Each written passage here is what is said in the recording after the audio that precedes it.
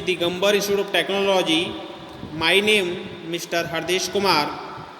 Today we will discuss about the Gauss's law, subject electromagnetic field theory. Lecture number 5. My topic Gauss's law. First of all, we discuss Gauss's law. Gauss's law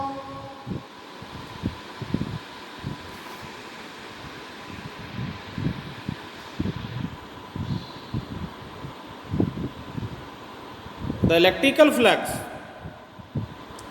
passing through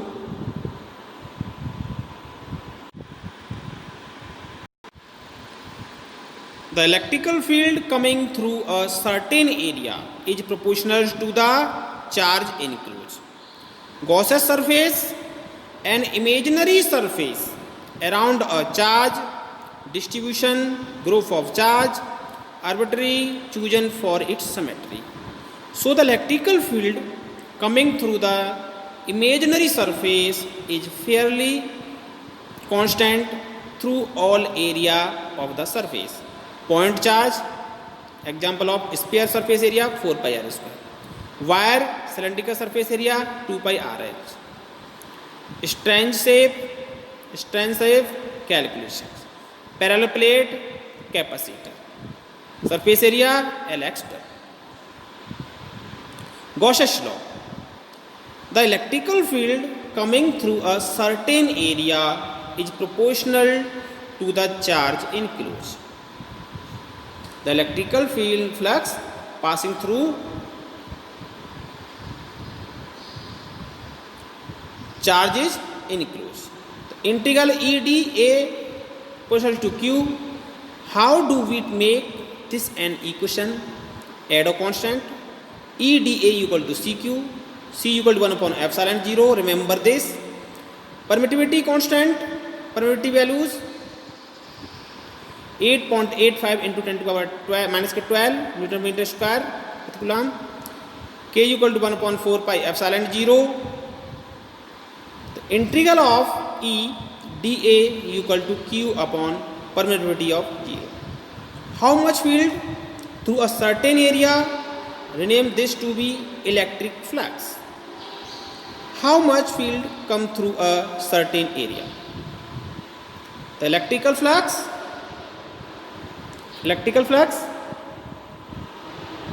passing through any closed surface is equal to the total charge enclosed by that surface. Suppose, according to Faraday experiment of two concentric sphere, suppose this is the charge Q and this is the differential surface area ds with respect to of D and point with respect to of unit vector n and angle of theta. Consider a closed surface of any shape as shown in figure.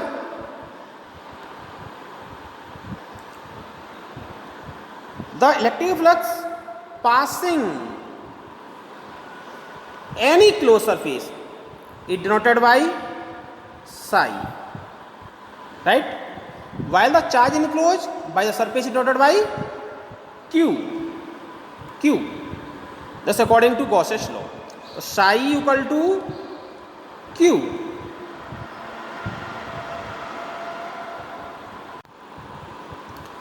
And finally Gauss's law summary, the electrical field coming through a certain area is proportional to the charge enclosed. Psi E equal to integral E dA equal to Q upon epsilon 0. Psi E equal to electric flux field through an area. E electrical field, A area, Q charge in object inside Gaussian surface or permittivity constant. A positive point charge Q is surrounded by an imaginary sphere of radius r. The total electric flux through the closed surface of the sphere using the equation. So psi E equal to closed surface E vector dot dA equal to closed surface E dA cos theta.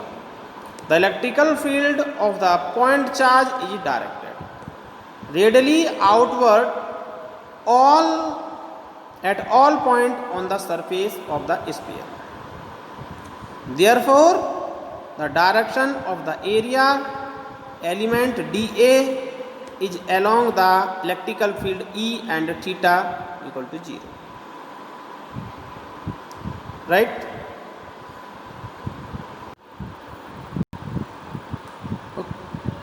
Psi E closed surface E dA equal to since cos 0 equal to 1. E is uniform on the surface of the sphere. So psi E equal to E closed surface dA.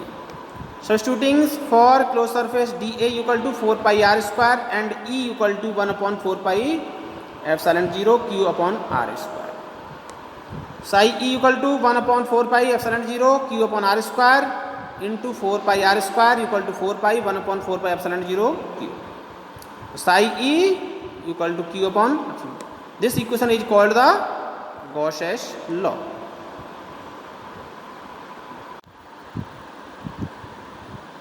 Application of Gauss's law. The Gauss's law is used to determine the charge enclosed or the flux passing through the closed surface. The different application of Gauss's law in case of point charges. Consider a point charge is Q. This is the point charge is Q, and this place at the origin of spherical coordinate system. This is the spherical coordinate system, and y, this is the x, this is the z, and this is spherical coordinate system, and figure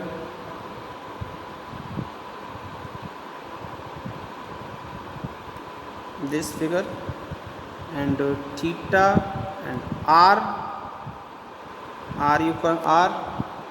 This is the ds and unity vector of ds, and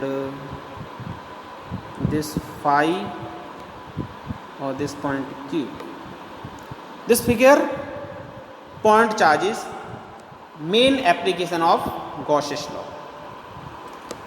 Now consider a small differential element ds. This is the ds. The total flux passing through the sphere is given by, so psi equal to closed surface integral s d vector dot ds. Here d is the flux density, which is given by d value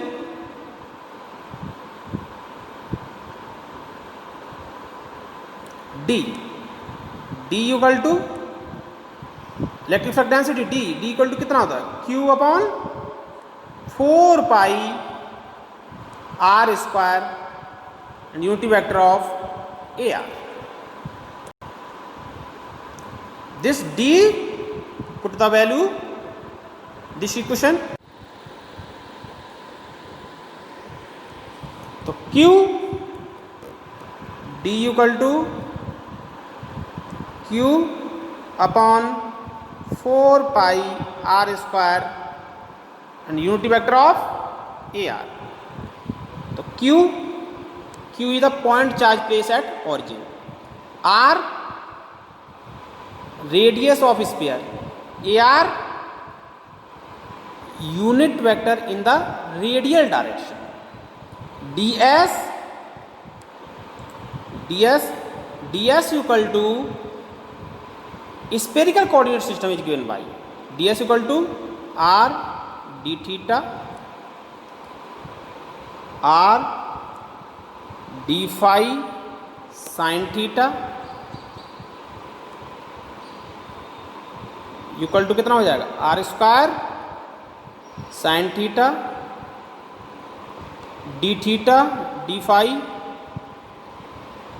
नहीं D theta और D phi as R is the constant. तो D S equal to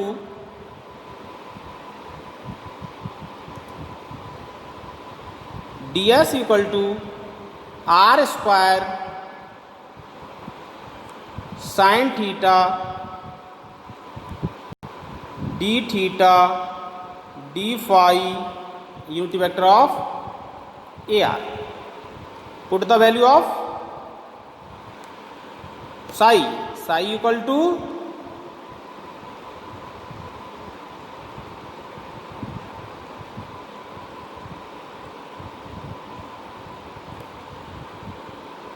psi equal to close surface integral S D की value put कर देंगे Q upon 4 pi R square in unit vector of A are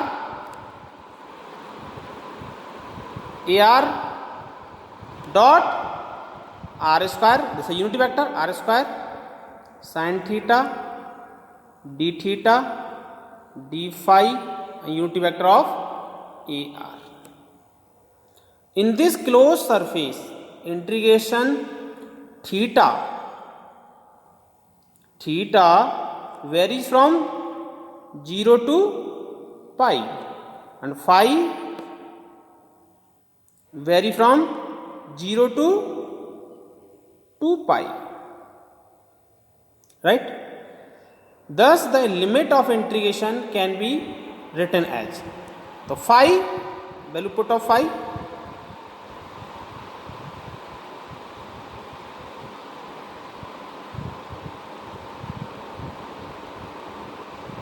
this integration value put this integrations double value phi equal to 0 to 2 pi and integration of theta 0 to pi q upon 4 pi r square unit vector of AR and unit vector of r square sin theta d phi और AR unit vector. तो psi equal to कितना हो जाएगा, psi equal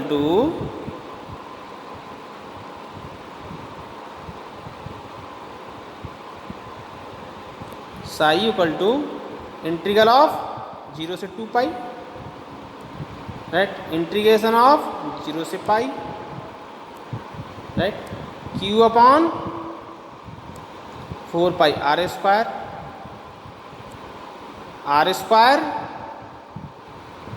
sine theta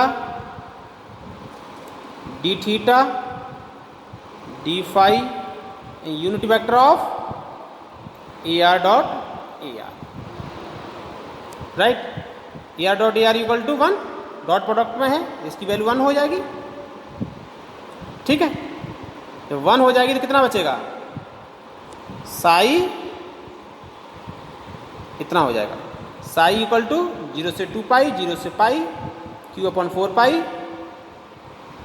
ठीक है, R square से R square cancel, sine theta and D phi, right. Put the value of integration, this integration and this integration. This is the q upon 4 pi sin theta कितना बचेगा, sin theta d theta and d phi, right. Integral of theta respect and integral of 0 to phi respect. So both value put integration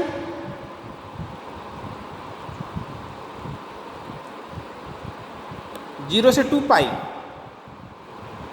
q upon 4 pi minus के cos theta 0 to pi and d phi, right? तो 0 to 2 pi, explain 0 to 2 pi q upon 4 pi minus k cos pi minus k cos 0 and d phi, right? Again value put,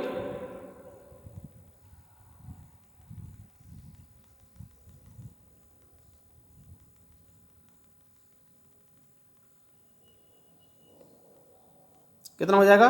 जैसे 2 pi Q upon 4 pi, value 1 1 1 plus 2 2 D phi, right? तो Q upon 2 pi, 2 से 2 cancel, 2 बार, तो कितना हो जाएगा? 0 से 2 pi Q upon 2 पाई D phi, right? तो Q upon 2 पाई इधर ले लेंगे, इंटीग्रल कर देंगे इसका, तो q दिस इज द, कितना हो जाएगा? q upon 2 pi integral of 0 से 2 पाई और d फाई, राइट? तो फाई, तो 0 से 2 पाई हो जाएगा, तो कितना हो जाएगा? q अपॉन, आगे q upon 2 pi into 2 pi, 2 pi से 2 पाई कैंसिल, क्या बचेगा?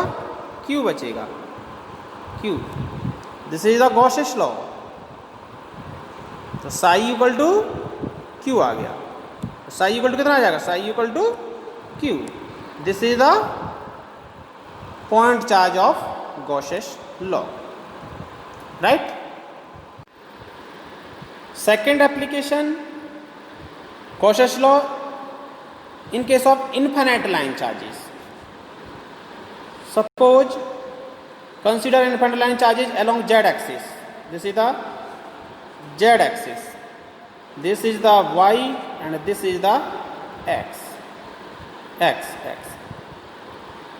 This is cylindrical shape, this is the cylindrical shape, and ds with respect to of flux density ds, and this is the, this length l, and यहाँ से यहाँ तक radial distance r, and this is the charge rho l, and minus infinite to plus k infinity along the z axis. Suppose here r, this is the radial distance, sorry,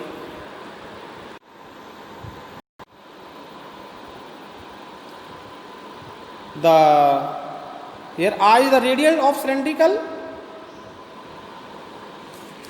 In this case the line charge rho l is uniformly distribution along z axis, right? This line charge is extend from minus k infinity to plus k infinity, okay, along z axis.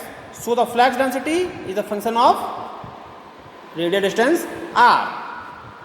This flux density is radially outward from the cylindrical surface. So d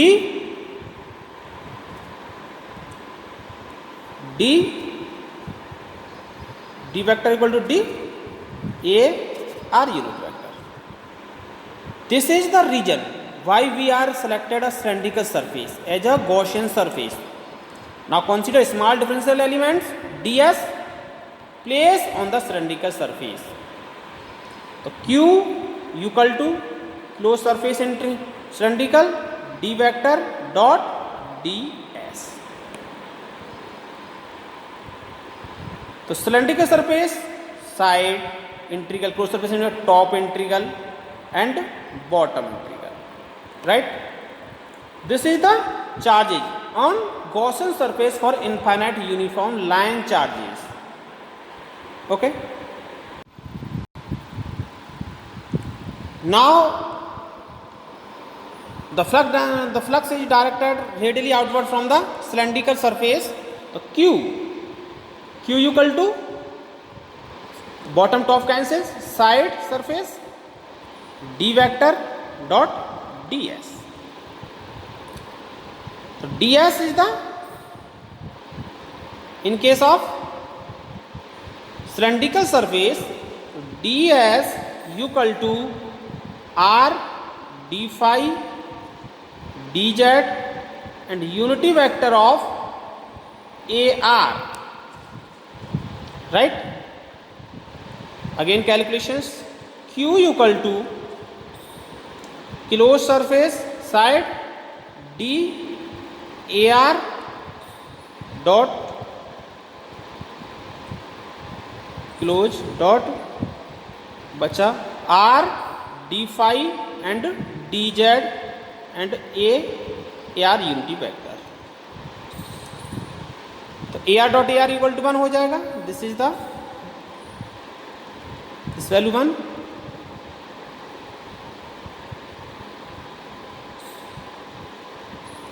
आगे solve करें. Close surface में q equal to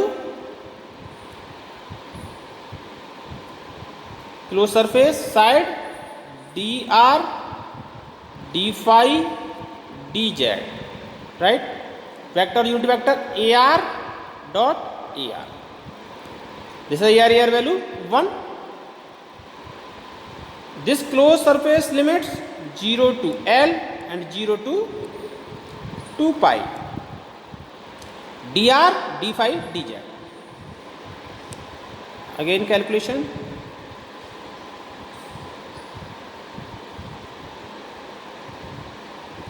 q equal to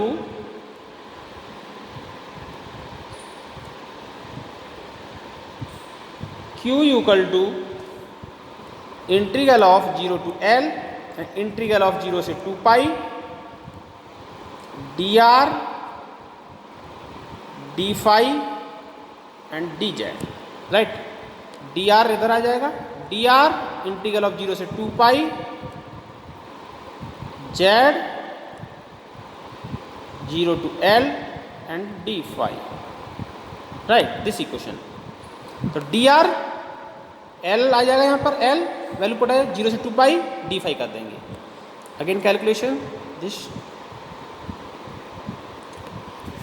तो dr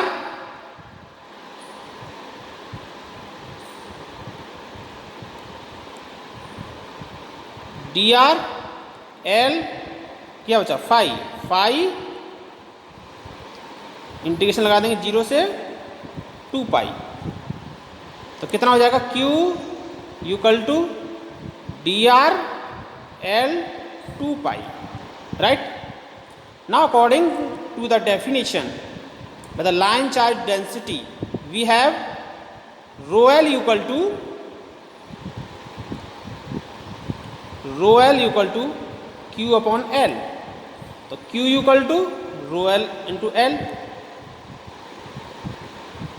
value put कर देंगे. तो dr 2 pi equal to rho L. तो d equal to कितना हो जाएगा, d की वैल्यू हो जाएगी यहाँ पर,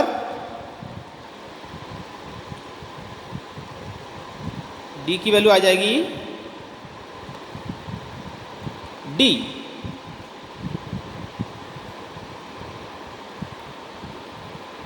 की वैल्यू हो जाएगी कितनी, rho L upon 2 pi are.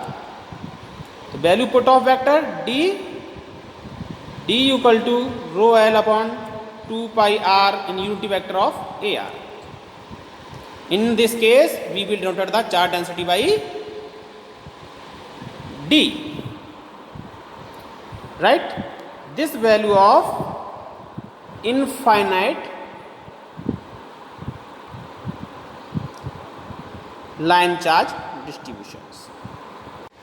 Infinite line charge distributions. So we will calculate this value d equal to rho L upon 2 pi r into a r. ठीक. This is the final answer. Thank you watching this video.